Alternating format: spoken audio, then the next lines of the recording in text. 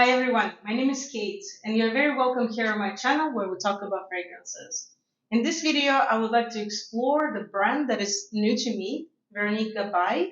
And I was curious about this for a while, and finally I tested all the samples that I had. I have my own opinion about them, and I'm ready to share it with you. Please, if you enjoy this video, don't forget to subscribe, to give this video a like, and stay with me for more. And as I am spraying the first fragrance that we're going to discuss, you can pause this video for a second, pour yourself some nice coffee, tea, maybe even wine, and come back to me. Okay, I also wanted to tell you a couple of words about the creator of the brand because I think it's important. When I analyze brands, I usually find some information so I can share with you guys so you can understand a little bit more about the brand itself, its nature. So Veronique used to create beauty and fragrance lines for other brands, but seems like she had an idea, maybe she's had it for a while, to create her own brand that will celebrate the place where she was born, where she's from. It's south of France, Côte d'Azur, if I'm correct. She wanted to pass an idea through her fragrances about this beautiful place, yeah, south of France. It's beautiful, and kind of the vibe, this glamorous but relaxed, maybe a little slower, beautiful nature. And I actually found some correlations between fragrances and some notes that I find consistent, at least within this, like I believe 7 or 8 fragrances that I've been reviewing, that I am reviewing right now. The first fragrance I'm going to talk about is Le Point G. And this is an interesting one. As I understand, this is one of the most famous fragrances, and it's actually not what I expected. This Point G name, I thought it would be something else, but when I smelled it, it actually made sense because it's very powdery, it's very feminine. It's an ultra feminine fragrance, very relaxed, musky. I can smell iris and maybe violet. And at first, it smells like a compact powder to me, but then it transforms into a vintage lipstick. So to me, it's kind of a vintage lipstick smell. If you know Lipstick On by Maison Martin Margiela, I also can smell a powdery rose here. Everything is powdery about it. It's like a compact powder consistency. If you break it, and it's like all around you, this old school one. It's a nice fragrance. I like it. I think it would be nice to wear. And yeah, that's all I can say about it. Next fragrance, I have a note here that it's available on September 24th. So in 2024. It still didn't come out. It wasn't launched officially, but I already have a sample. Very nice representatives from Bergdorf in New York. Um, Send it to me. I'm really appreciative. I will never say no to trying a fragrance. So this is Délices de Bois. I just wrote it down when I was smelling these fragrances first. It opens very green. I can smell lemon, something like petitgrain, maybe grass, this aspect of fresh cut grass. Then as time goes by, it becomes a little bit more woody. And here is where I noticed that a lot of fragrances by Veronique, they have this note or accord of a salty skin or just salty air. Even when at the first sight the fragrance is not aquatic, it's not about the beach or something which we'll come across later. This one is more about just the nature, about the big green field with nice breeze and the sun shining. It's a very happy fragrance. It has a very, very positive, great vibe. When I sprayed it for the first time, I smiled. It made me smile, so it's a good sign. When I have an emotion about the fragrance, it's really, really good. It's something that I remember later. I also noticed that as it dries down, I smell something like a paper. There's a dry scent, maybe it's iris or something like this, that reminds me of a dry paper. So I remember the Eau de Papier, I think, Diptyque. I kind of find a little of similarities here. They're different scents. They're very different. but this paper aspect, there's something about it that just reminded me of Diptyque's fragrance. Yeah, it's very nice. I like it. Very good for summer, I think. Next, Eau du Jour. Okay, so I found two fragrances that I call boosters.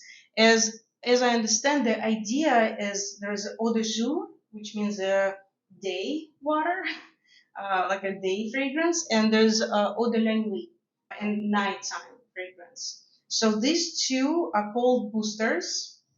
If I understand the idea correctly, and I think that I understand it correctly, these are meant to. My dog is making funny sounds there. Yes, okay. Okay, so this is a very nice, very happy, simple fragrance that is all about citruses. So I would say there's like lemon, orange, maybe lime, abstract citruses with a little bit of mint that is supposed to be in addition to another fragrance if you want to layer them. I usually don't layer fragrances. It's not my kind of thing. It's very rare where he keeps panting. Sorry, if you hear any creepy sounds, that's him. I have a huge Rottweiler. He's a very big dog. So if he's panting, you can feel it. Okay, coming back to Eau de Jour. Yeah, just citrusy, nice, powdery. I cannot say anything special about it. It's just if you don't like wearing very bright, loud scents, or if you want to add citrusy aspect to your fragrance, that's nice, but that's all. There's nothing I can really say about it. And I can say even less about Eau de la Nuit because it reminds me of, Not a Parfum by Juliette Has, or just molecules fragrances. It's just a powdery, woody cloud. That's it. It's basically, yeah, it's very similar to another Sirens, of course. It's New York. Yeah, very similar to Juliette Has. So if you would like to add some projection to your scent, this is what you can use for. Otherwise, I would not wear this as it is because to me it's just boring. It's just a musky cloud around you, nothing else. You can barely smell it. I mean, you can smell it. I can smell it, but it's nothing that I can say anything particular about. Okay, next one is Ready for Rosé. I actually really like this name, Ready for Rosé. So I made a note on my computer when I was describing this fragrances just for myself, to categorize them. That is a fragrance for a bride. It opens with magnolia, slightly watery. Magnolia is usually a little bit aquatic. With magnolia and rhubarb. The opening is pretty bright. It also has this green background. To me, it's abstract. I cannot say what kind of green it is, what plant or herb or anything. But it's a very, very nice, powdery, feminine magnolia. And I can see a bride wearing this with a white dress. It's the vibe of Honor Woman by Amouage. I think they have something in common. I think later I can also smell very nice jasmine, different aspects of jasmine, though it's not indolic jasmine. It's not, there's nothing animalic or heavy about it, not a dirty one, but maybe just a touch, maybe just a touch. It's not aggressive. It's a kind of a light fragrance. Yeah, definitely jasmine and magnolia now. It's very nice, soft, feminine. I think that's the idea ready for rosé. And you can wear this for brunch with your girlfriends, when you want to have a fun girl talk. Just relax, have fun together. It's a Sunday morning or afternoon. You don't have to go anywhere, or even Saturday better. Because Sunday tomorrow is Monday, right? So a little bit of pressure there. But if it's Saturday afternoon, maybe midday, and you just feel free and want to do something with your girlfriends, and that would be nice fragrance. I can see why it's called ready for rosé. Okay, next fragrance is Noire De Mai. So it's black of May. So I guess that's as I understand, this is about Rose de May, the kind of rose. Because I remember that was rosy scent. Yes, yes, it's exactly that. So this is the rose and patchouli combo. It's beautiful. It's very light. You know, sometimes rose and patchouli smells very heavy, and you have to think about how to wear it or wear it at night when you have a dress and makeup on because it's a very bright fragrance and it feels like you should wear it for an occasion, which of course you don't have to.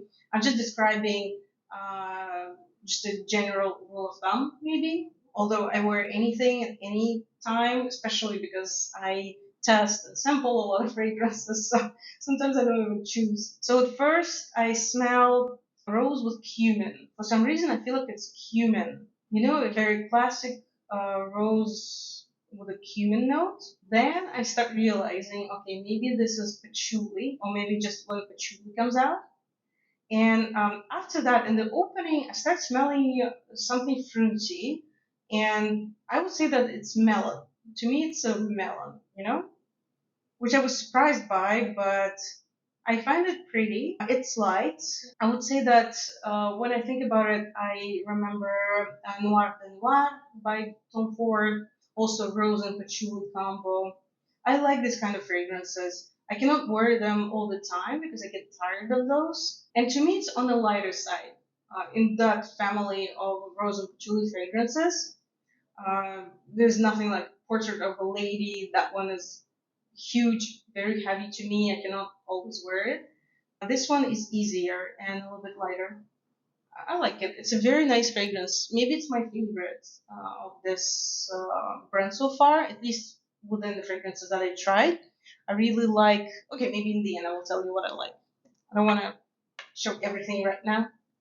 And we have two more left. Jasmin De Minuit. Is it Midnight Jasmine, as I understand? Of course, this one is around jasmine and about jasmine. It's actually very nice, beautiful, slightly creamy jasmine. I feel like it's paired with ylang ylang. I didn't see the notes on the website. I took a look at the notes with on Fragrantica, but it's not always accurate, so I cannot say anything for sure. But to me, yes, to me it's like a jasmine with ylang ylang. And as time goes by and it opens up more. I also start smelling the depth in this fragrance. I think it's something like wood or vetiver. Like there's something woody about it. There's something in the back that makes it not solely floral, but adds a little more texture to it. It's also very nice. This one is feminine to me too. I find a lot of the fragrances feminine, by the way. I feel like there's kind of a girl vibe here overall. It's very nice. I don't know what else to say about it. It's very easy to wear. I think it's a good one for a daytime scent. You know, with a t-shirt when you run errands or go somewhere with your friends. You know, go to the movies, something like that. Because it's inoffensive. It doesn't project too much. It's not overpowering jasmine. It's not indulgent jasmine. It's just a very good one. And it's always nice to have something like this in your collection because when you don't know what to wear, you could go this way and it will be an easy pick. Okay, and the last one actually has a great name, something that I'm missing right now. Yeah, Sur La Plage, which means on a beach. I could use some beach right now. This is a very soft aquatic. I can smell magnolia and salt and a little bit of sand. It's like, you know, in the end of the day, somebody threw flowers on hot sand that is cooling down. And the florals, they burned up and they gave a very nice scent. It's like, I can imagine this sunset here. It's very relaxing too. It's a nice aquatic. I'm not a big fan of aquatic fragrances in general. It's very rare when I fall in love with something. But a fragrance like this, I could wear.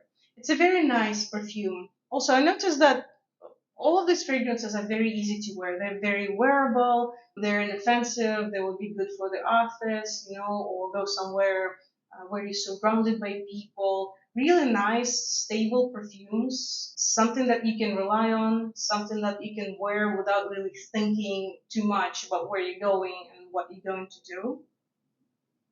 Yeah, it's very nice. I would say that it's a marriage between Soleil Blanc by Tom Ford and Wood Sage and Sea Salt by Joe Malone. So they came together somehow and created this tropical but not coconutty scent. If you know what I mean. It's like a nice breeze but without a lot of coconut or sunscreen or something like this in it. But it's still a beach vibe. I would totally wear this to the beach or when I want to create the atmosphere like I'm on vacation. It's great. So yeah, I already made the conclusion that this is a very nice, stable brand. The fragrances are maybe closer to the skin. They're not projecting too much, but I think that's an idea of this brand. It doesn't scream at you. It doesn't annoy me at least. I didn't feel anything that was too much for me. Just very nice, beautiful scents, really nice packaging. I love the bottles. Yeah, so, what do you think? Have you tried Veronique Gabai's fragrances? What do you have to tell about it? Share with me. And have a good day. Bye bye.